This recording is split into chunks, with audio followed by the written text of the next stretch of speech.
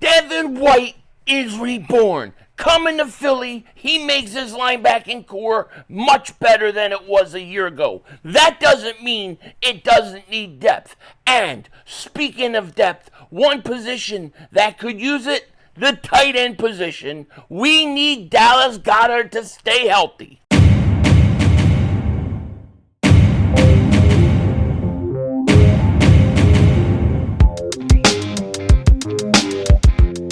Dallas still stinks. You better do it, Kick Dingbat here. You better believe I'm a big fan of the Devin White signing. He will transform this linebacking core. He will make them relevant again, and I can't wait to see him crush Dak Prescott, intercept balls. I can't wait to see him return to greatness because he is born again in Philly. And because of him and the drafting of Jeremiah Trotter Jr., I'm actually okay with the linebackers we got. That doesn't mean I don't think we should add depth, but I think the linebackers are going to be better than people think. One position, though, that I do worry about in terms of depth, and it's not the running back position, not the wide receiver position, but also the tight end position. Because once you go past Dallas Goedert, it gets pretty murky on who your backup tight end is going to be. But before we get into all that, I kind of want to talk about Kenny Pickett for a second. We haven't really talked a ton about Kenny Pickett. He's a backup quarterback. He's going to remain a backup quarterback, and I don't see him replacing Jalen Hurts or anything like that. However, we know that the Eagles were high on this kid. They took him to like a lobster dinner. They wined and dined him. They were actually interested in him. He goes to Pittsburgh, and there's just been a lot of crazy talk about him wanting out of Pittsburgh and they getting traded to Philly. It turns out that some of the stuff that they've been saying about him might not be true. Now, why is this important, in my opinion? Well, because I look at Kenny Pickett as a guy that I want to build up. I want to build his stock up. I want him to play good football, and then I want to flip him and trade him for like a second-round pick or something like that. Think A.J. Feely. Think Kevin Cobb, something like that. But I guess his quarterback coach or somebody he trains with came out and said a lot of the stuff about Pickett just isn't true. Damaging narrative about Kenny Pickett after the trade, 100% BS, longtime quarterback coach says. And this is what the quarterback coach said. His name is Tony Rakiopi or whatever, or something like that. Rakiopi or something, yeah. But here's what he said. He said, I would say the majority of those narratives were pushed by people, and they are 100% BS. Pickett's private quarterback coach said, I would put his leadership ability against anybody out there. So, it's interesting that, Pickett took a lot of heat, a lot of damage to go and leave Pittsburgh. I mean, that's what happens when you leave the way you did. But, the narrative there is kind of he didn't want to fight for his job versus Russell Wilson, so he asked for an out. Kind of like Carson Wentz, right? That's the narrative on Carson Wentz. He didn't want to fight for his job, so he bailed.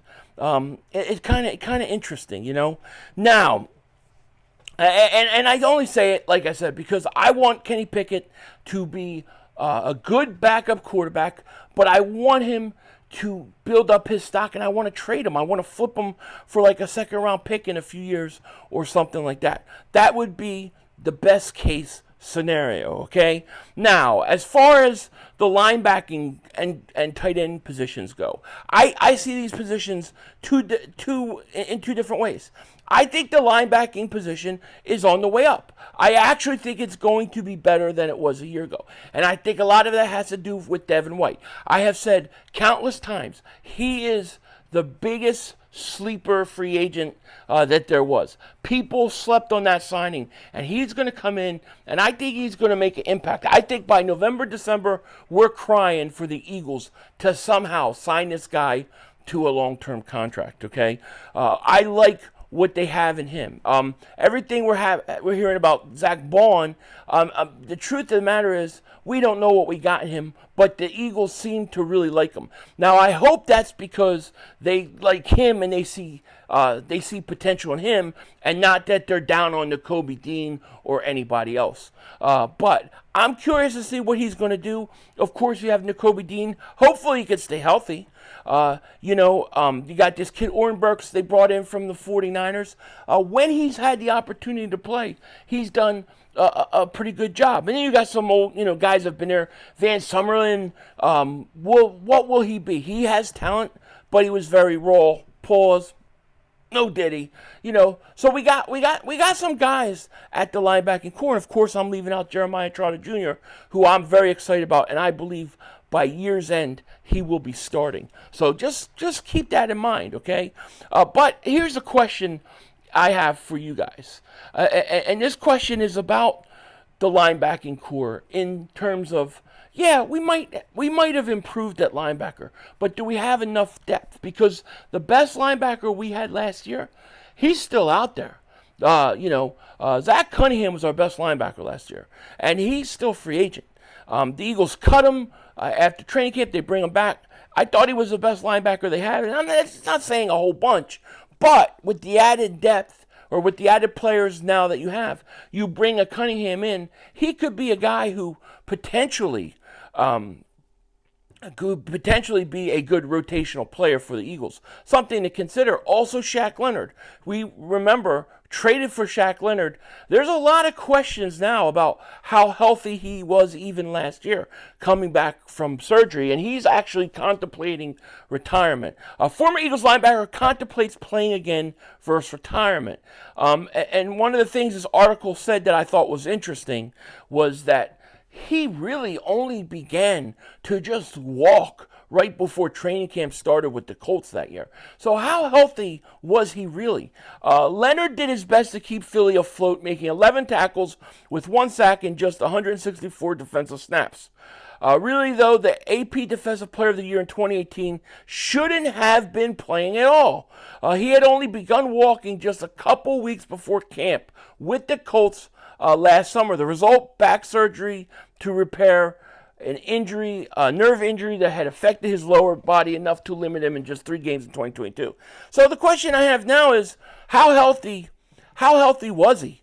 Was he healthy enough when he was traded for the Eagles? Bringing him back, would he upgrade his game? Because obviously, if you got a prime SHAQ Leonard and you paired him with Devin White, that would be unbelievable. I just don't know what he has left. My thinking is this: if you could bring back a Cunningham and you want to bring him back as a rotational guy, I am okay with it. But you got Devin White, let him play. You got Nakobe Dean, give him a chance to play. You got this kid Bond, and then, of course, Trotter. I think the linebackers are going to be better than people think. I really do. I think they're going to be better than people think. But those are guys out there that you might want to consider during camp, even after the second week of the season, bring in, because those guys could help with the depth at linebacker. The position that we've talked about, running back position, we've talked about the receiver position, but the tight end position is right up there with those spots, because after Dallas Goedert, what do you have? Okay, and Dallas Goedert, he's looking for a new contract. This is essentially his last year of his contract.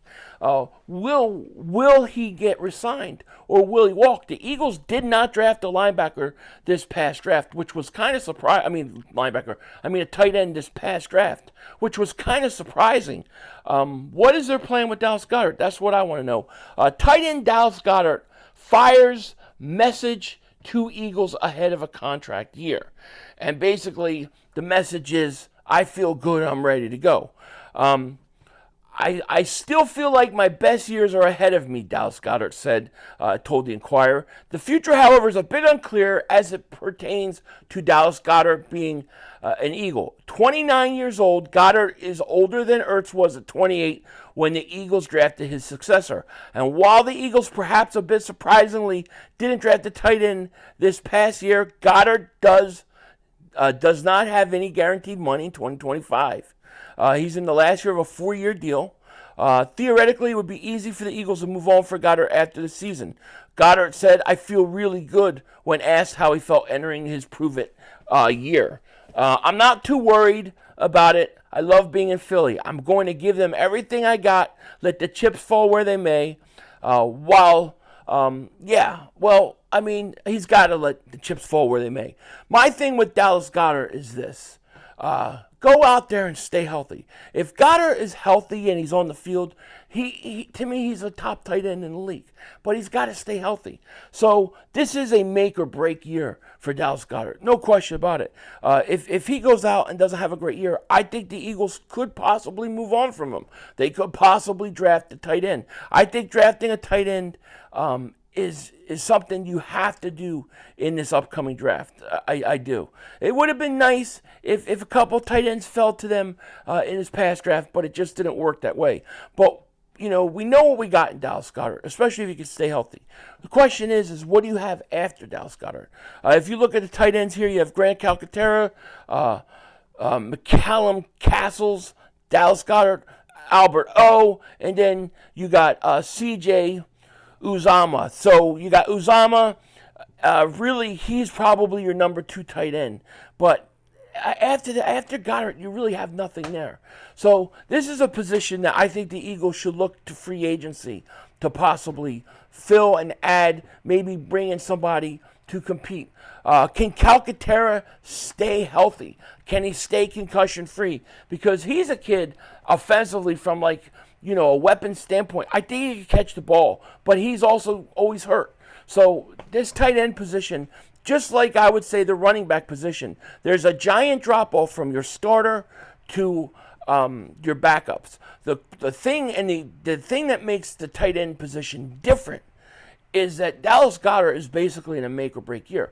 You could lose Dallas Goedert this year. If he's hurt and he doesn't have a great year, maybe he signs with the Eagles cheap, but maybe he walks, and maybe you have to go out and get yourself another tight end. Something to keep in mind. Tight end and looking to add a tight end is something that the Eagles should definitely consider. While I'll say at the linebacking position, I think we should let these guys play and at least see where we're at and see what we got.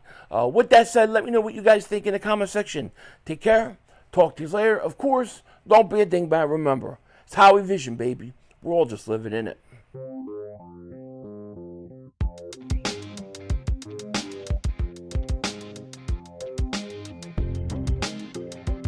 Great news today, baby. Great news today. Joey Shakes texted me this morning and he told me the really great news. Do you know what it is? Tulsa King Season 2 is starting in September. I can't wait. I need that show so bad. I need something to be able to watch because there's nothing. But I don't know if you guys saw Tulsa Kings the first season. I thought it was pretty good. It might not have been realistic mob-wise, but I thought it was entertaining nonetheless.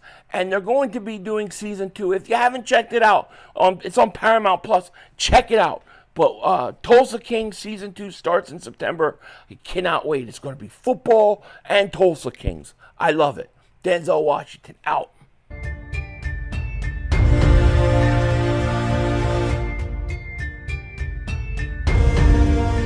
Hi, Michael Anthony Fitness here, MAF.